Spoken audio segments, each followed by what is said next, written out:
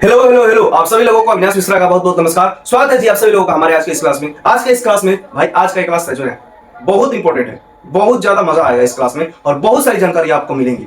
आज की क्लास में हम लोग क्या बात करने वाले हैं? आज की क्लास में हम उस चीज पर टॉपिक करेंगे, सरकार के जब पैसों की कमी हो जाती है और सरकार शॉर्ट टर्म के लिए, शॉर्ट टर्म बोले तो 1 साल से कम अवधि के लिए कौन कौन से तरीका से लोन ले सकती है और लोगों से, बैंक से, कोई भी संस्थान से, कोई विदेश कंपनी से कौन कौन से तरीका है जिसके माध्यम से सरकार लोन लेती है। पूरा का पूरा सरकार का शॉर्ट टर्म का जो लोन का तरीका है मैं आपको समझाने वाला हूं अगले 10 मिनट 20 मिनट के अंदर। तो देखिए, सरकार के अल्पकालीन बोले तो शॉर्ट टाइम, अल्पकालीन मतलब शॉर्ट टर्म और अंडर 1 ईयर, 1 साल के अंदर 364 दिन तक जो ऋण है, जो लोन है, उनके कौन कौन लोन लेने का कौन कौन स्रोत होता है। सबसे पहला जो स्रोत है ट्रेजरी बिल, राजकोषीय विपत्र, टी बिल्स बोलते हैं शॉर्ट फॉर्म में।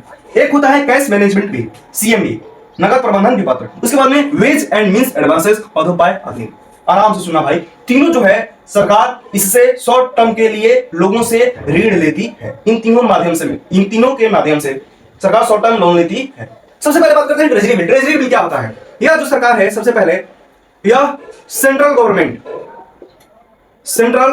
गवर्नमेंट के द्वारा जारी किया जाता है। लेकिन यहां पर एक और बात समझने वाली है, सेंट्रल गवर्नमेंट डायरेक्टली इसको जारी नहीं कर सकता है। ये सेंट्रल गवर्नमेंट जारी नहीं करता है, ये सेंट्रल गवर्नमेंट के स्थान पर आरबीआई जारी करता है। आरबीआई जारी करता है इन सबको, इसको भी। मतलब कि central government directly treasury bill जारी नहीं कर सकती हैं। उनके स्थान पर, ये सेंट्रल गवर्नमेंट के स्थान पर आरबीआई इस ट्रेजरी बिल को जारी करता है। लेकिन मेन पैसा किसको मिलता है? सेंट्रल गवर्नमेंट को।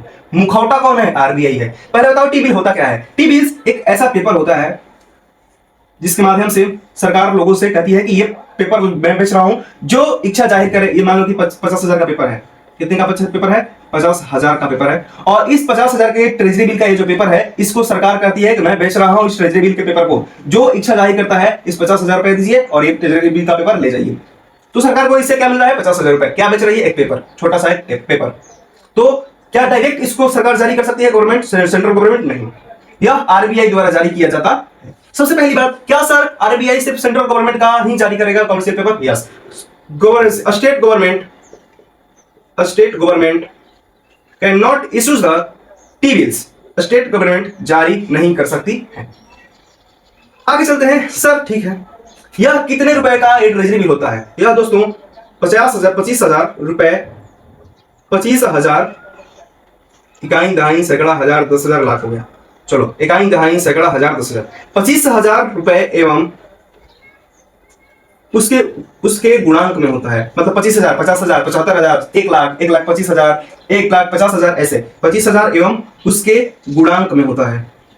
25,000 एवं के गुणांक में होता है। समझ में आ गया सर? लेकिन यह सर कितने समय के लिए होता है? यह होता है 91 दिन के लिए, 91 डेज के लिए। नहीं तो यह होता है 182 डेज के लिए। नहीं तो यह 364 डेज के लिए होता है। 364 दिन से ज्यादा और 91 दिन से पहले वाले अगर सोच रहे हैं कि हम इससे 365 दिन से ज्यादा के लिए टी बिल लेंगे या 91 दिन से पहले के लिए टी बिल लेंगे, नहीं पॉसिबल है। ये सिर्फ 91 दिनों के लिए, 182 दिनों के लिए और 364 दिनों के लिए ही जारी होते हैं। समझ में आ गया क्या? सबसे पहली बात बताओ, ये पहली बात बताया मैं कि कौन जारी कर सकता है, तो सेंट्रल गवर्नमेंट के स्थान पर आरबीआई जारी करता है और स्टेट गवर्नमेंट नहीं जारी कर सकता है टी बिल्स को। और ये कितना इसका अमाउंट होता है? तो इसका अमाउंट होता है 25,000 एवं उसके गुणांक में। उसके बाद में बात किया कि कितने समय के लिए होता है, तो 91 दिन, 182 दिन और 364 दिन के लिए होता है। ठीक है सर, ये टी बिल खरीदने से हमको फायदा क्या होगा? कितना इंटरेस्ट मिलता है? तो दोस्तों इस पर कोई इंटरेस्ट नहीं मिलता है, कोई इंटरेस्ट नहीं मिलता है। इसलिए इसको जीरो कूपन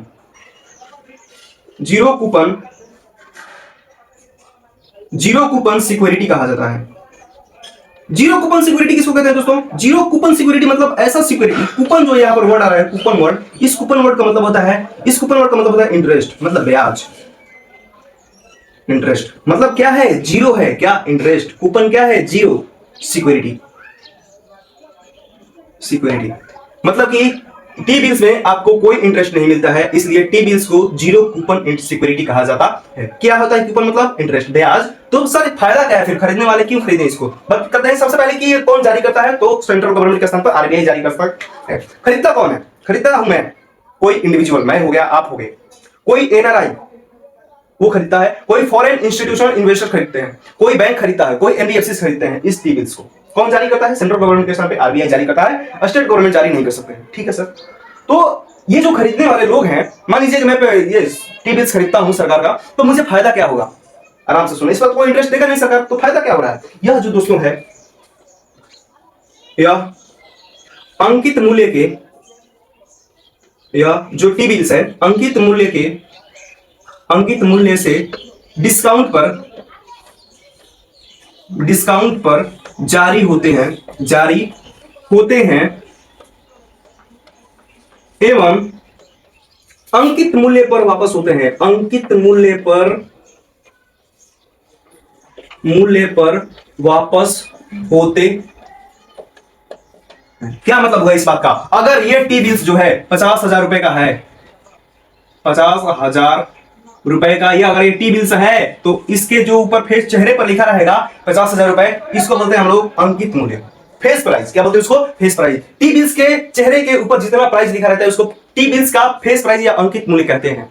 लेकिन जब ये टी बिल्स जारी होता है, मतलब कि आरबीआई जब इसको जारी करती है, तो यह डिस्काउंट पर 50,000 पे जारी नहीं होगा। ये जो टी बिल्स का कीमत है 50,000 रुपए नहीं है, कितना रुपए पे जारी होगा अब सरकार के ऊपर है, कितना वो जारी करती है।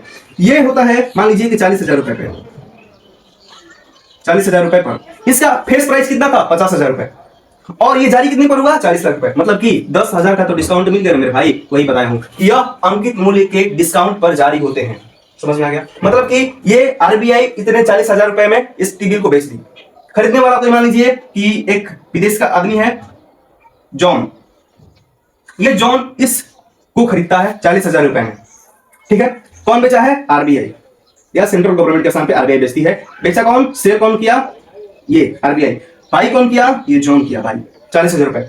अब सुनो, जब यह जॉन से, अब फिर इसको तो मतलब सिक्योरिटी के रूप में रखा गया ना, जब आरबीआई इससे खरीदेगी फिर वापस, जॉन से खरीदेगी टी बिल्स को वापस, तो यह जो जॉन है ये 50,000 का सुनो, जब ये टी बिल्स खरीदा जाएगा तो ये जो पेपर पर 50,000 रुपए लिखा रहेगा, भले 40,000 में बेच दिया गया डिस्काउंट देकर 10,000, लेकिन इस पर लिखा रहेगा 50,000। तो जब जॉन इसको बेचने जाएगा फिर से, तो यह आरबीआई से टोटल 50,000 रुपए लेगा। 50,000 रुपए लेगा, मतलब जितना लिखा रहेगा फेस प्राइस लेगा। यही बताया हूं, यह अंकित मूल्य से डिस्काउंट पर 50,000 से 40,000 पर 10,000 का डिस्काउंट हो गया, उस पर जारी होते हैं, मतलब कि डिस्काउंट पर बेचे जाते हैं एवं अंकित मूल्य पर वापस होते हैं। बताओ क्या फायदा हुआ? जॉन को 40,000 में खरीदा था, बेच दिया 50,000 में, 10,000 रुपए का तो लाभ हुआ ना, 10,000 का लाभ हुआ, 10,000 रुपए का लाभ हो जाता है।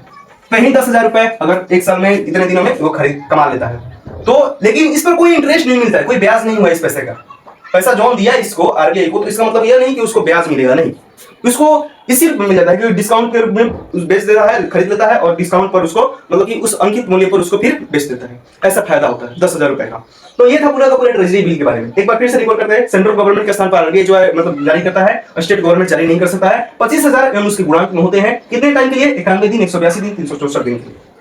जीरो कूपन सिक्योरिटी कहते हैं क्योंकि इसमें कोई भी चीज हमको इंटरेस्ट नहीं मिलता है। यह अंकित मूल्य से डिस्काउंट पर जारी होते हैं एवं अंकित मूल्य पर वापस होते हैं। चलिए टी बिल खत्म हो गया। टी बिल के बाद में हम लोग बात करते हैं what is the sir cash management bill. Cash management bill क्या होता है? एक बात बताओ, टी बिल में हम लोग कितने दिनों के लिए न्यूनतम पैसा ले सकते हैं? 91 दिनों के लिए।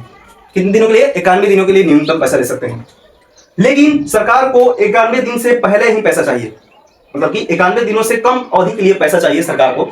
तो उस स्थिति में क्या जारी करेगी? वो जारी करेगी कैश मैनेजमेंट बिल या सीएमबी। सब कुछ सेम, ये वाले जो सब कुछ है सेम रहेगा, ये भी अंकित मूल्य के, ये प्रोग्राम निगरान सब कुछ, जीरो कूपन सिक्योरिटी सब कुछ, लेकिन अवधि इसमें 90 दिनों से कम, 90 दिनों से कम अवधि के लिए यह जारी किया जाता है। यह भी सेंट्रल गवर्नमेंट के स्थान पर आरबीआई जारी करता है और इसको भी स्टेट गवर्नमेंट जारी नहीं कर सकता है। 90 दिनों कम अवधि के लिए कौन कौन जारी कर सकता है? ये सेंट्रल गवर्नमेंट जारी कर सकती है, लेकिन स्टेट गवर्नमेंट इसको जारी नहीं कर सकती है। ठीक है सर, ये समझ में आ गया। अवधि कितने दिनों की है? 90 दिनों से कम। अगर 90 दिनों से ज्यादा 91 दिन, 182 दिन, 367 दिन, उसको टी बिल बोलेंगे। और सेम वही चीज है, बस उसका नाम बदल गया है, लेकिन 90 दिनों से कम अवधि के लिए। ठीक है क्या? अब चलो, ये होता है कैश मैनेजमेंट, समझ में आ गया। लेकिन सर क्या होता है अगर स्टेट गवर्नमेंट को भी लोन लेना पड़ जाए, तो स्टेट गवर्नमेंट किस माध्यम से ले रही है? इसमें तो ले नहीं रही है, इसमें भी नहीं ले रही है। कैसे लेती है स्टेट गवर्नमेंट? स्टेट गवर्नमेंट लेती है वेज एंड मींस एडवांसेस के थ्रू। वेज एंड मींस एडवांटेज के थ्रू दोनों लोग लिख सकते हैं। कौन जारी कर सकता है? जारी कर सकते हैं दोनों लोग, सेंट्रल गवर्नमेंट भी इसको जारी कर सकता है एवं स्टेट गवर्नमेंट भी इसको जारी कर सकती है। बोलो समझ में आ गया? जारी कौन कर सकता है? खरीद कौन सकता है? बैंक, मैं, एनआरआई, एफआईए, ये सब। अब बात करते हैं सर इसका क्या होता है सब कुछ। इस पर दोस्तों ये जो जारी होता है तो यह 90 दिनों से कम अवधि के लिए, 90 दिनों से कम अवधि के लिए, कम अवधि के लिए जारी होता है। एवं इस पर 90 दिनों से अगर कम अवधि के लिए मैं अगर ले रहा हूं तो यह हमको एट द रेपो रेट मिलेगा। वाह भाई वाह, रेपो रेट के ब्याज दर पे हमको इंटरेस्ट मिलेगा। उस टाइम पर जितना रेपो रेट चल रहा होगा आरबीआई का, उस रेट पर आपको मतलब सरकार लोन देगी, मतलब सरकार लोन लेगी। ठीक ना? मतलब रेपो रेट मान लो कि 2% चल रहा है, तो उस रेपो रेट के आधार पर आप 2 लाख रुपए, 2 लाख नहीं, मतलब इसके प्राइस में आप लेकर आए 25,000, 50,000 ऐसे, तो उसके रेपो रेट के आधार पर आपका वो इंटरेस्ट मतलब ब्याज तय करेगी। समझ में आ गया क्या? लेकिन ये 90 दिनों से कम अवधि के लिए। ठीक, अब बात करते हैं कि अगर 90 दिन से पूछ गया आगे टाइम, अगर 90 दिनों से ज्यादा लेना है लोन तो क्या करेगी? 90 दिनों से कम था, अब 90 दिनों से अगर ज्यादा लेना हो, 90 दिनों से अगर ज्यादा है, 90 दिनों से अगर ज्यादा टाइम के लिए चाहिए, 90 दिनों से ज्यादा अवधि के लिए चाहिए, तो यह जो रेट है यह रेपो रेट प्लस 2% बढ़ जाता है। इसका मतलब क्या हुआ? जितना रेपो रेट चल रहा होगा, मान लीजिए कि 4% चल रहा है रेपो रेट, तो यह रेपो रेट प्लस 2% हो जाएगा, मतलब कि 6% ब्याज लगेगा। कब? जब 90 दिनों से ज्यादा टाइम के लिए ये स्टेट गवर्नमेंट या सेंट्रल गवर्नमेंट पैसा लेंगी तब। वेज एंड मींस एडवांटेज कहते हैं इसको। और दोस्तों इन तीनों को गिल्ट एज सिक्योरिटी कहा जाता है। क्या कहा जाता है? गिल्ट एज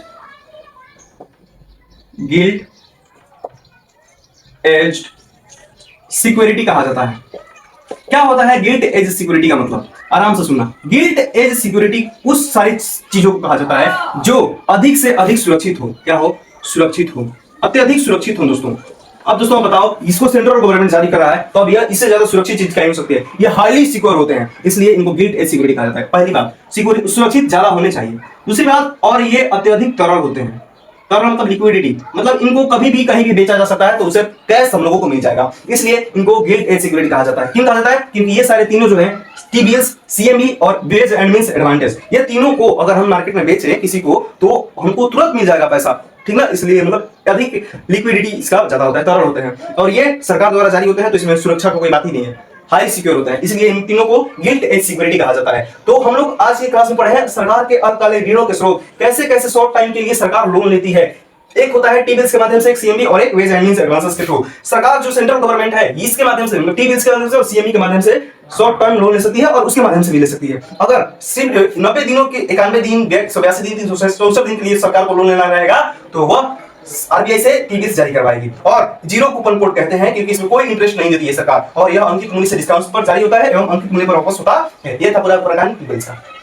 उसके बाद में अगर 90 दिनों से कम अवधि के लिए सरकार सेंट्रल गवर्नमेंट को लोन चाहिए, तो वो करती है इसका सीएमबी का यूज। बाकी सब कुछ टी-बिल्स के समान ही रहेगा इसका। उसके बाद में अगर सरकार स्टेट गवर्नमेंट को भी चाहिए लोन और सेंट्रल गवर्नमेंट को चाहिए, तो वेज एंड मींस एडवांटेज के थ्रू भी लोन मिल सकती है। लेकिन 90 दिनों से कम अवधि पर अगर ले रही है तो उनको रेपो रेट पर मिलेगा, ठीक ना, वो लोन। और अगर 90 दिनों से ज्यादा अवधि के लिए ले रही हैं तो उनको रेपो रेट प्लस 2% पर मिलेगा लोन। आई होप आप लोगों को ये सब कुछ टी-बिल्स, सीएमबी और वेज एंड मींस एडवांटेज समझा दिया, आपको समझ में आया होगा, मैं ऐसा आशा करता हूं। भाई ये सब बहुत बहुत इंपॉर्टेंट है, इसको जानना बहुत ज्यादा जरूरी है। आप लोग इसको हल्के में ना लें, एग्जाम से पूछे जाते हैं ये सब सवाल।